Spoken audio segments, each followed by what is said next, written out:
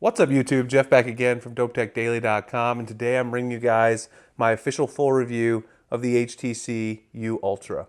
Now I know a lot of other people have already posted full reviews of this phone, and I think one of the things I'm guilty of is whenever other people post a full review quickly, I then decide I'm just not going to post the review at all. I did that with a few phones last year. Feel bad about that. I want to make sure I give you guys my full impressions on any phone that I get. So in this one, we're going to go through and do the full review just like the days back when I did the S7 Edge, the LG G5, really detailed. I'm going to try to keep it around 20 minutes or less. Let's get right into it.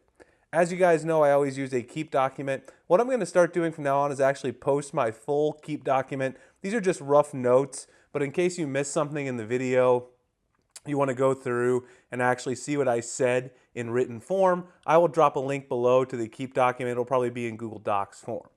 Now, the first thing you can see here I have in the Keep document is hardware for the HTC Ultra. So let's go ahead and talk about the hardware. The hardware is beautifully designed, as you guys can see. I talked about this in the unboxing video. It's got this beautiful coloration on the glass back. This color is actually embedded into the glass itself instead of sort of painted on the underside of the phone. It gives this sort of liquid look to it. Looks like liquid metal even though it is glass. It's definitely a beautiful looking phone. You're going to get a lot of people interested in the phone that you're using when you're using this out in the streets. It's going to turn some heads, and you're definitely going to have a conversation starter with the HTC U Ultra.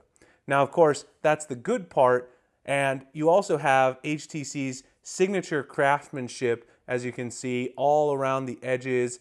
Everything is crafted beautifully. Everything on this phone, you've got the raised up sort of ridged power button there, the volume rocker. Every sort of little crease and crevice of the HTC Ultra is engineered to precision and really looks nice. The fit and finish feels premium in the hand. Now, once you get past the initial attractiveness of the HTC U Ultra, which does take a little bit of time because it is a very attractive phone, the next thing that you notice about it is how big this phone really is. Just for some of the specs on the size of the phone, I included them right here in my write-up.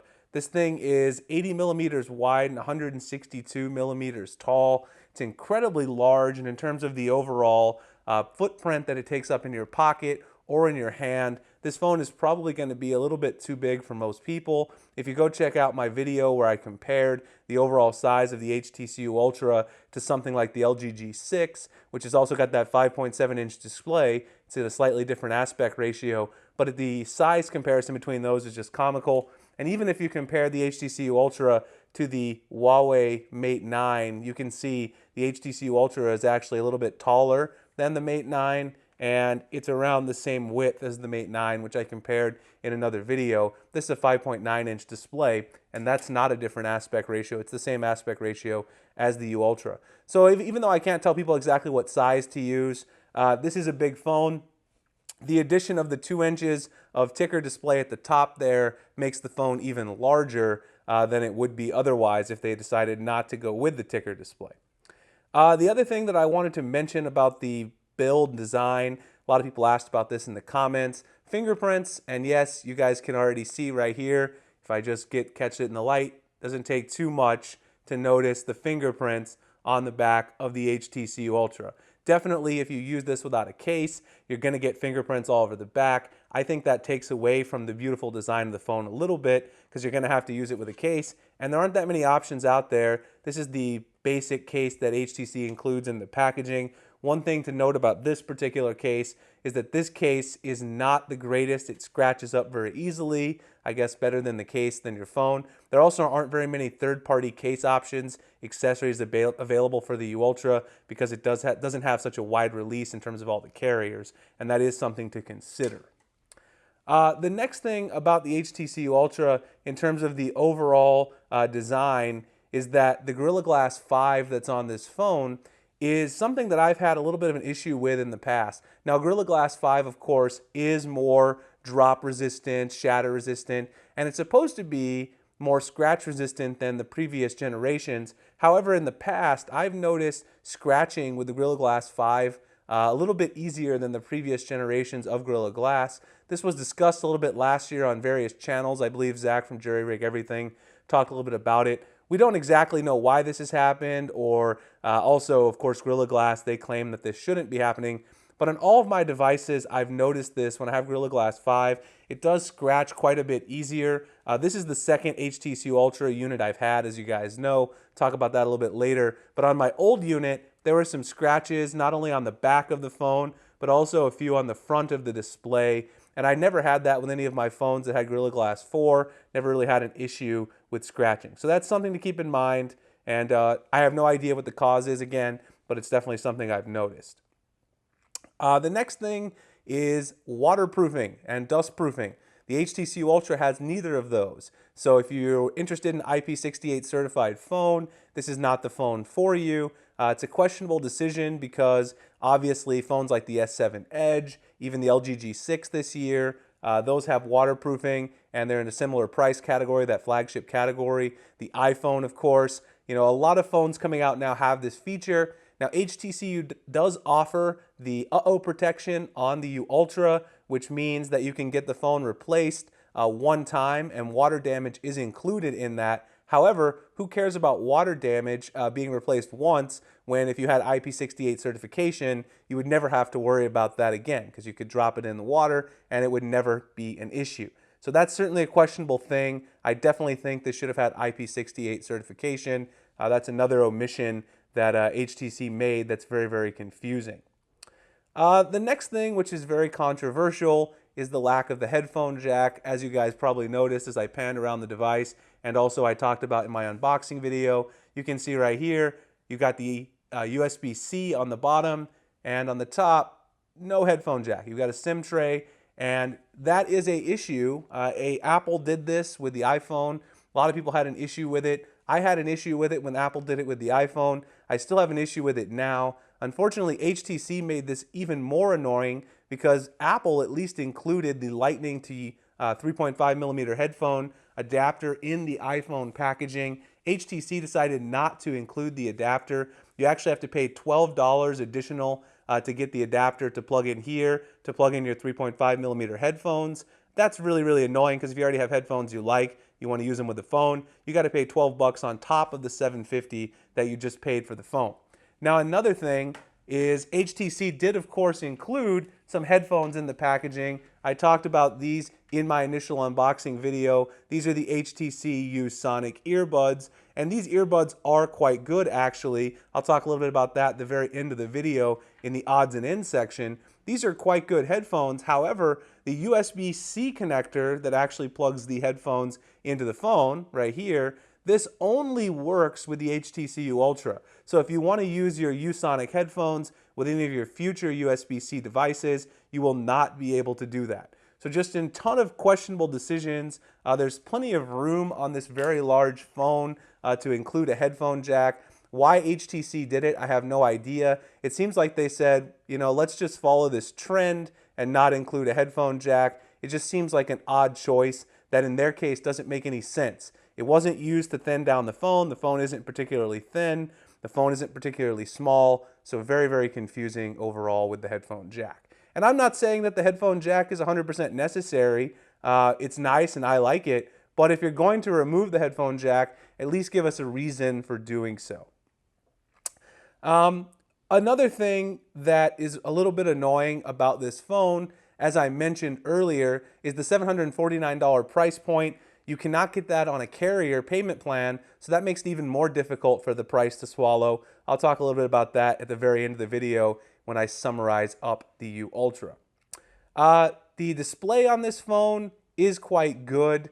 I've been pretty impressed with it. It's got a Super LCD5 display, QHD here, 5.7 inches as I mentioned earlier. It's very impressive in terms of the overall brightness. I've been able to see it very well outside in the Arizona sun, which is not typical for an LCD display. I typically see that from the AMOLED displays. It also has very accurate colors. They're not quite as vibrant as you're going to see on AMOLED. And if you like really, really saturated colors, you might be disappointed in some ways because some of the colors on the U Ultra look a little bit muted compared to those on the Galaxy S7 Edge, other Samsung phones. However, HTC really went here and made an accurate display, and I think it's been very impressive. Viewing angles are great. Overall, I have no complaints with the display in terms of its viewing quality. However, as you guys probably remember, one issue I did have with the first unit that I got was light bleed. And that's an issue that is prevalent, it seems, in most of the U Ultra units. You guys can kind of see it here. My new unit is much better than before, but you can still see at the very top left corner here where the secondary display meets the primary display, there's a little discoloration, and that discoloration is in fact from the light bleed. Now, there is also a little light bleed around the bottom left and bottom right corners on my new unit. It's definitely not as noticeable as the light bleed I had on the original U Ultra. This is definitely something to watch out for though, because if you're using this phone at night in a dark room, you're using it while you're about to go to sleep, this is going to be something you're going to notice, and it's pretty prevalent. So if you're very annoyed by that, something to think about. The next thing, capacitive buttons on the very front of the display. This is really something that's up to personal preference. I like on-screen buttons, but those of you that want more screen real estate, a bigger canvas of usable screen, are going to appreciate those capacitive buttons on the very bottom. You do have the option to keep them lit all the time or to have the lighting turn off when you're not using them. Personally, I like to have the lighting there because then they act a little more like on-screen buttons. That's just something that's really up to personal preference, but it is something worth mentioning that HTC decided to go in the opposite direction from what the rest of the industry is doing. It's a little confusing, right? Because they decided to remove the headphone jack, which is what everybody else is doing. They said, let's fall in with the crowd, but then let's include capacitive buttons when everybody, including Samsung, is moving away from capacitive buttons. It's just a little bit confusing to me, especially since the phone is so big. Adding capacitive buttons makes the bottom bezel even chunkier, which is adding to the size of this already large phone. The software, of course, running HTC's Sense UI on top of Android. I've always really enjoyed HTC's Sense software, mainly because they keep Android close to stock and they really let Google's vision for Android shine. One of the ways you can see that on the HTC Ultra is a lot of the stock apps that HTC used to include have been replaced by the Google apps corresponding to them. For instance, Photos is the only gallery app that you're going to find on the HTC Ultra, which is one thing that I really do like because then you don't have duplicate apps all over the place. They do include things like their Mail app.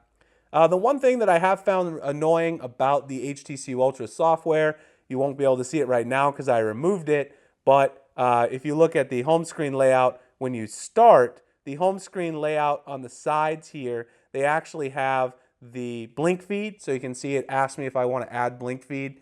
Blink feed has actually become very annoying because the blink feed feature is dominated by the News Republic software that HTC includes. Now you can remove that, but if you notice right here, News Republic's been uninstalled. It even offers for me to install it again, even after I told them I don't want it. So I actually just turned off blink feed entirely because, to be honest, I don't want to download News Republic. I don't want these notifications, and it also duplicates a lot of functionality that you can find elsewhere, like aggregation in Google Now. Also in all of your social media apps, it's already done a pretty good job of aggregating the things you care about.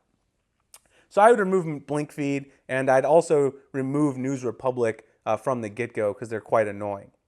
The other big selling point of this phone is the HTC Sense Companion. Now, Sense Companion was supposed to be HTC's AI assistant. It was supposed to compete with, for instance, the Google Assistant. However, I've been using this for about 10 days between my two different units, and I have not received a single piece of information from Sense Companion that I found interesting or compelling or that I want to take some action on. There's lots of things it'll do, like let you discover nearby places, integrate your health, but Google Assistant and Google Now already do that.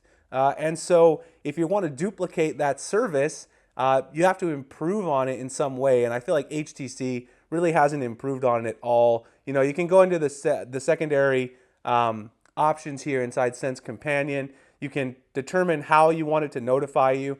I had it turn on the secondary display, so it's not quite as disturbing. However, it's still annoying because I keep getting notifications from the app, and none of them have really proved to be useful. Obviously, with any sort of AI app, it's going to get better over time. But considering how much information Google already has about you, I just feel that Google Assistant is always going to outperform the Sense Companion. And so in that way, if I were you, I would probably try it for a week. You're probably not going to like it, and then you're going to end up turning it off, which is what I'm going to do once I'm done with this review.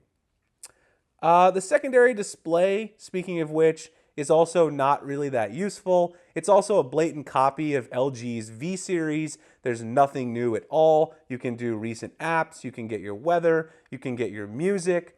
Another thing that's annoying about this is that there's a few software quirks within the secondary display that allow certain tabs to only work with the stock apps. For instance, I could only get the music tab to work with Google Play Music. That could be improved in the software update, but it did not perform appropriately with Spotify. You got your contacts up here, obviously. You can get your calendar there. You can see my upcoming event, and you can leave yourself a reminder.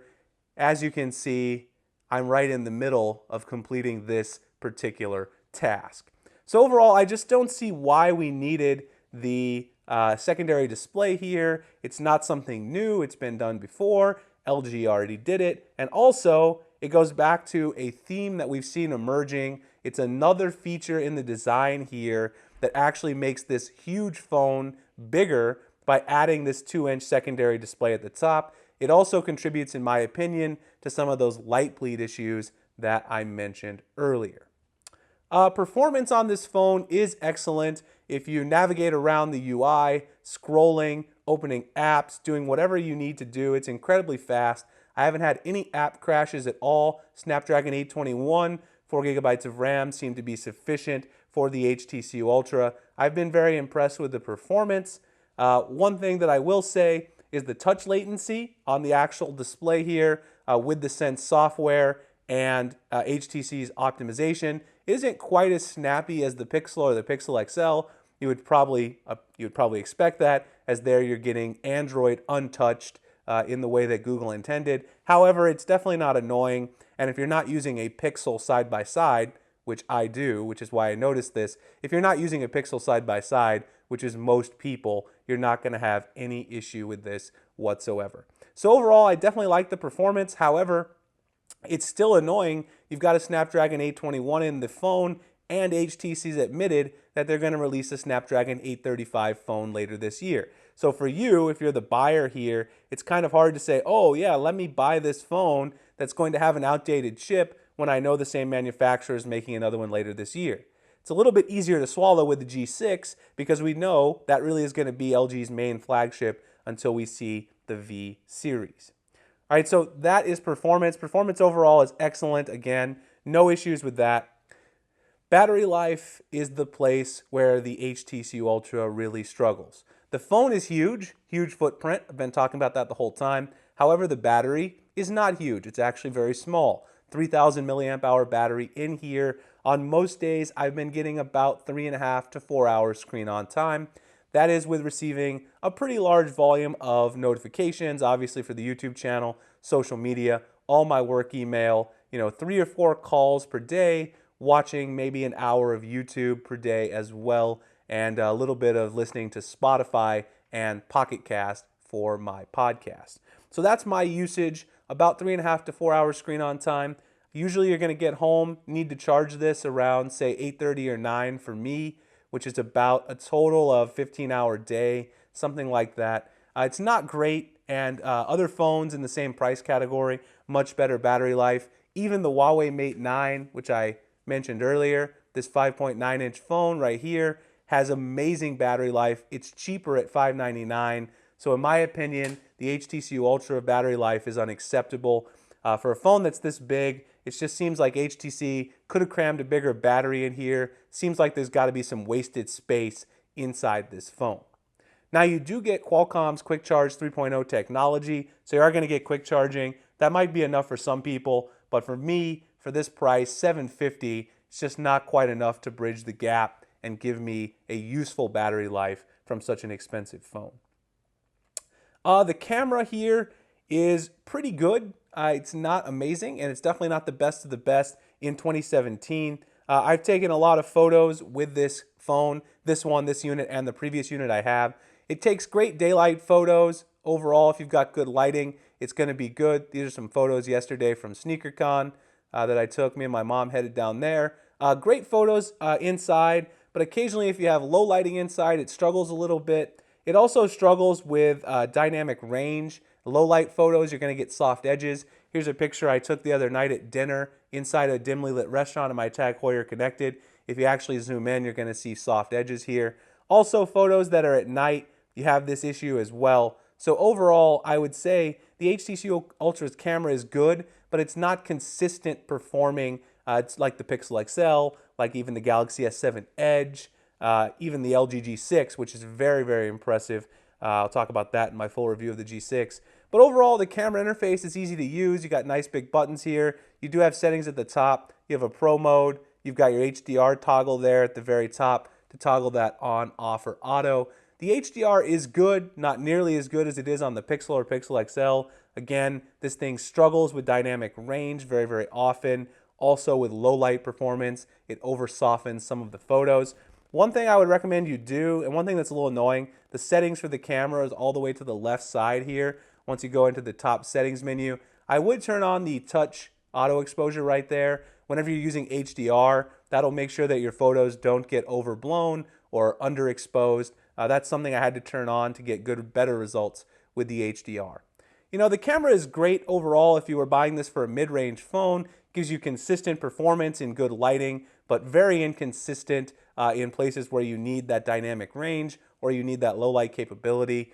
It's on par probably with something like the OnePlus 3T, the Honor 8, but those phones are much cheaper. And also, if you guys have heard, the Moto G5 Plus looks like it has a very comparable camera, and that phone is going to be starting right around $250. So for a phone that's starting right around 250 bucks, the U Ultra cannot even compete at that level with a camera. That's a little bit disappointing, and I would expect more from a $750 phone. The last thing I wanted to mention is a correction from one of my previous videos. I was saying that the HTC Ultra had the hi-fi audio DAC like the HTC 10. That's actually false. All of the tuning that you do when you plug in your Usonic headphones, so I'll show you guys really quick. If you plug in the Usonic headphones, it'll ask you if you want to tune these. You can go into the settings and do the Usonic tuning right here. This is all actually done in software, and it does not have that same hi-fi audio DAC. That being said, the Usonic headphones are very, very good, and I can't complain about those at all. But again, this USB-C connection here only works with the U Ultra, and since it's software, you're only going to get that consistently great performance when you're using these headphones on this particular phone, which is a bit disappointing. All right, guys, so that is pretty much everything for the review that I wanted to touch on. Overall, just to sum up my thoughts on the U Ultra, this is a very expensive phone. It's big on price, and also it's got a very beautiful design to it. It is not, however, large in the battery department, and also very short in the value department, in my opinion. HTC made too many compromises here. No waterproofing, no headphone jack, a phone that's way too big with some very confusing decisions like a secondary display, capacitive buttons that make it even bigger. They didn't put a bigger battery even though it has this huge body. The camera, despite having some amazing hardware in the camera, the sensor is impressive overall. They did not get the software optimization there to give you great dynamic range performance and low light performance. And then again, HTC's already mentioned they're going to have another flagship out this year with the Snapdragon 835. That being said, I cannot recommend this phone at $750 bucks. If you can find it on eBay or Swappa from a third party for secondhand for around $500, then it might be a decent deal. But even then, I would wait for something better coming out later this year. All right, guys, I hope you enjoyed my review of the HTC Ultra. If you did, please like and subscribe. Again, I'm going to drop my full written notes on the U Ultra review in a link below. Feel free to check it out if you want to see specifically anything I said here. Again, I tried to keep the video as short as possible. There will also be an outline of everything I talked about in the video in the link in the description. You can follow me at dopetechdaily.com, Google+, Instagram, and Twitter below. I appreciate you guys checking out this video, and I'll see you in the next one. Thanks a lot for watching.